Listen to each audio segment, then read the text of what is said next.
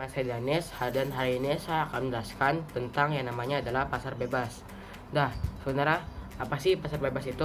Pasar bebas juga bisa dibilang sebagai perdagangan bebas. Sebenarnya apa sih perdagangan bebas? Perdagangan bebas itu adalah kebijakan di mana pemerintah itu tidak melakukan diskriminasi terhadap impor ataupun ekspor. Nah, ini tuh ada kayak contoh-contoh organisasinya. Yang pertama adalah Masyarakat Ekonomi ASEAN atau MEE.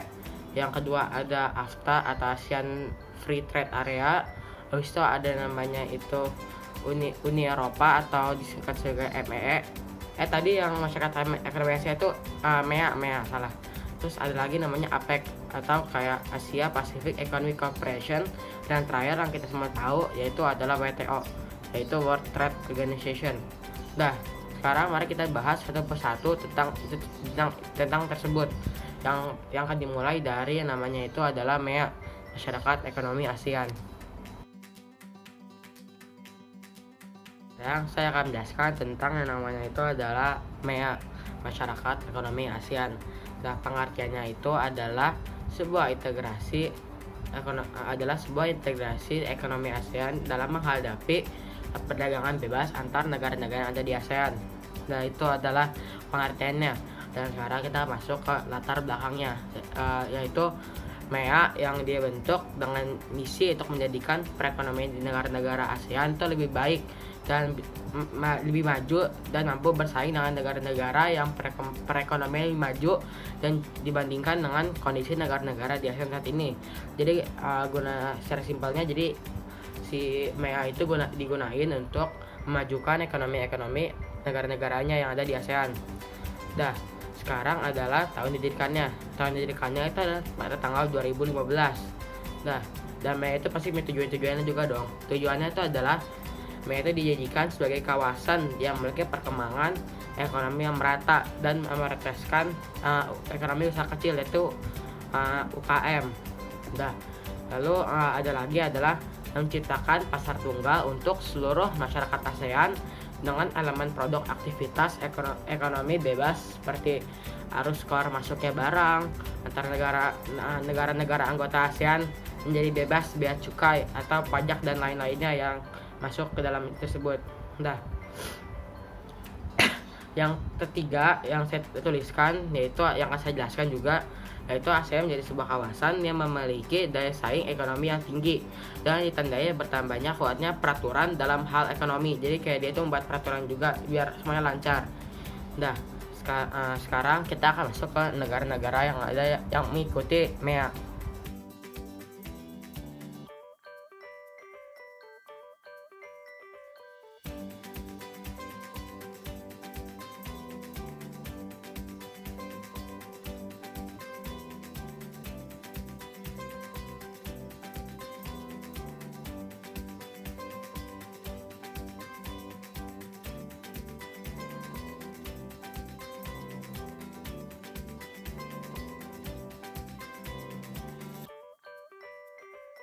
Tadi sehabis MEA, sekarang kita masuk ke AFTA, itu ASEAN Free Trade Area. Nah, sebenarnya apa sih pengertiannya dari AFTA? AFTA itu merupakan wujud dari kesepakatan dari negara-negara ASEAN untuk membentuk suatu kawasan bebas perdagangan dalam rangka meningkatkan daya saing ekonomi kawasan regional ASEAN. Itu adalah pengertiannya. Dan sekarang kita masuk ke namanya latar belakang. Latar belakangnya itu adalah AFTA itu merupakan wujud dari kesepakatan negara-negara ASEAN yang seperti saya jelaskan tadi untuk membentuk suatu kawasan bebas perdagangan dalam rangka meningkatkan daya saing ekonomi kawasan regional ASEAN dan menjadikan ASEAN sebagai basis produksi dunia. Jadi seperti itu. Jadi lebih besar targetnya, jadi basis produksi dunia itu. Nah, dia itu dibentuk di KTT atau Konferensi Tingkat Tinggi ASEAN keempat di Singapura pada tahun 1992. Nah, tujuannya apa sih? Nah, tujuannya itu adalah menjadikan kawasan ASEAN sebagai tempat produksi yang kompetitif sehingga produk-produk ASEAN memiliki daya saing kuat di pasar global atau luar negeri. Nah, lalu adalah menarik lebih banyak foreign direct investment atau FDI. Lalu yang ketiga itu adalah meningkatkan perdagangan antar negara-negara anggota ASEAN. Sekarang kita masuk ke negara-negaranya.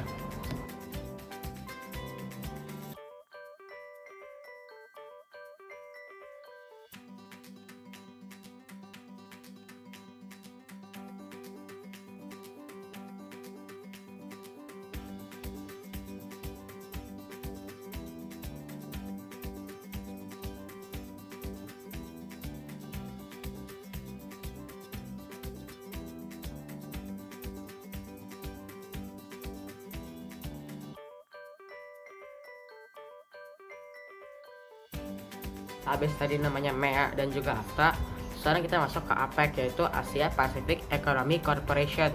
Dan sebenarnya apa sih APEC ini? APEC itu adalah forum utama untuk memfasilitasi pertumbuhan ekonomi, kerjasama dan perdagangan dan juga investasi di kawasan Asia Pasifik. Dan sekarang latar belakangnya apa sih? Latar belakangnya itu adalah runtuhnya Uni Soviet dengan sistem ekonomi komunis dan juga Eropa Timur yang sudah berubah menjadi liberal dan juga bebas. Sejak itu kemudian muncullah kesadaran bahwa sebenarnya semua negara itu saling membutuhkan satu sama lain. Dan pada saat itu juga terjadi perundingan di Uruguay untuk dibuatnya WTO, tapi takutnya gagal, jadinya akhirnya mereka membuat namanya APEC. Itu adalah latar belakangnya. Sekarang kita masuk ke didirikannya itu kapan? Didirikannya itu pada November 1989 di Canberra, Australia. Sebenarnya apa sih tujuan APEC itu? Tujuan APEC itu adalah untuk memperjuangkan kepentingan ekonomi di kawasan Asia Pasifik. Yang kedua adalah tempat usaha negara maju untuk membantu negara-negara yang berkembang.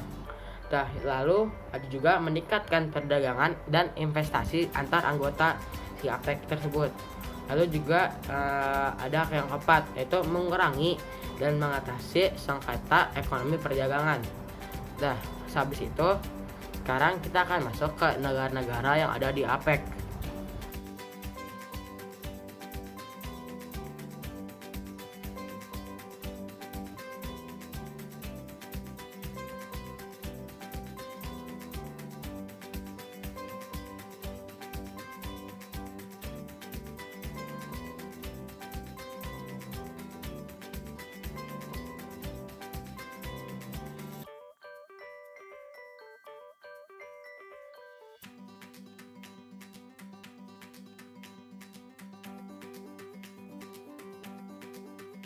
Habis tadi 3 organisasi sebelumnya, sekarang kita masuk ke yang namanya adalah Uni Eropa atau ME, Masyarakat Ekonomi Eropa. Tapi saya sebutnya Uni Eropa aja biar gampang. Pengertiannya apa sih? Uni Eropa adalah organisasi antar pemerintah dan supranasional yang beranggotakan negara-negara Eropa. Latar belakangnya sebenarnya apa sih? Latar belakangnya adalah sehabis Perang Dunia Kedua, negara di Eropa itu mengalami kemiskinan dan perpecahan. Lalu ada usaha untuk mempersatukan Eropa pun dilakukan, dan keberhasilan dari persatuan itu hanya di tangan negara Prancis dan juga Jerman Barat. Lalu pada tahun 1950 Kementerian Luar Negeri Prancis, yang pertama Maurice Schumann, itu berkeinginan untuk menyatukan produksi baja dan batu bara yang dimiliki oleh Prancis dan Jerman. Dan negara manapun tuh boleh kerjasama dalam bisa dibilang keinginan tersebut. Lalu akhirnya terwujudlah itu yang pertama ECSC, yaitu European Coal and Steel Community, yang beranggotakan 6 negara, yaitu ada Prancis, Jerman Barat, Belanda, Belgia, Luxembourg, dan juga Italia, yang disebut dengan Six State. Lalu si ECSC itu perlahan-lahan berubah dan akhirnya menjadi Uni Eropa atau ME sekarang kita kenal. Habis itu sekarang adalah didirikannya kapan? Didirikan si Uni Eropa itu ada tanggal 1 November 1993 di Maastricht, Belanda. Tujuannya sebenarnya apa sih? Tujuannya adalah integrasi Eropa dengan cara menjalin kerjasama ekonomi, memperbaiki taraf hidup, dan memperluas lapangan kerja. lalu memajukan perdagangan dan menjamin adanya persaingan bebas serta keseimbangan perdagangan antar negara-negara anggotanya. Lalu yang ketiga ada menghapuskan semua rintangan yang menghambat lajunya perdagangan internasional, lalu meluaskan hubungan dengan negara-negara lain selain anggota MEE tersebut. Sekarang ada negara-negaranya. Negara-negaranya adalah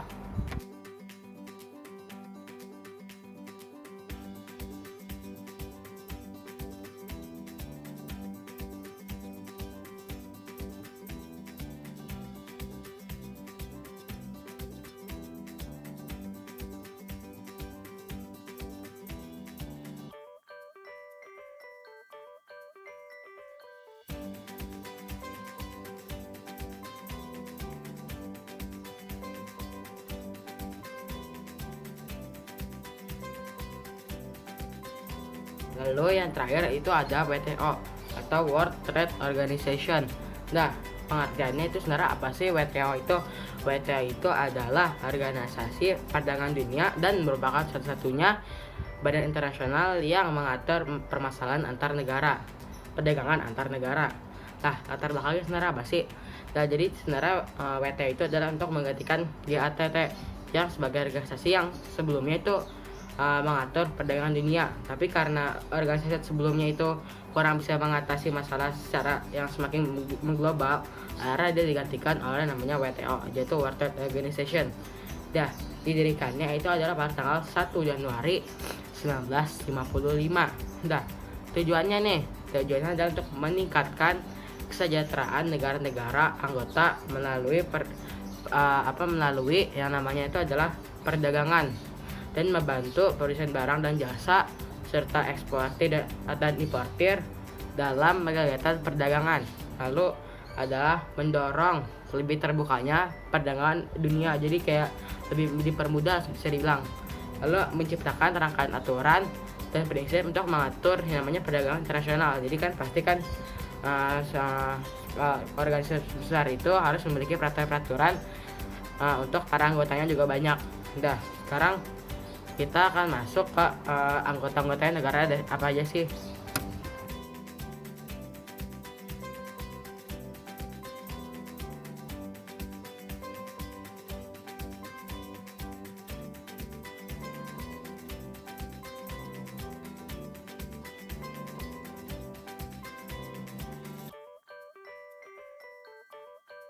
Presentasi dari saya untuk menjelaskan tentang perdagangan bebas dan juga organisasinya. Mohon maaf kalau ada kekurangan. Wassalamualaikum warahmatullahi wabarakatuh.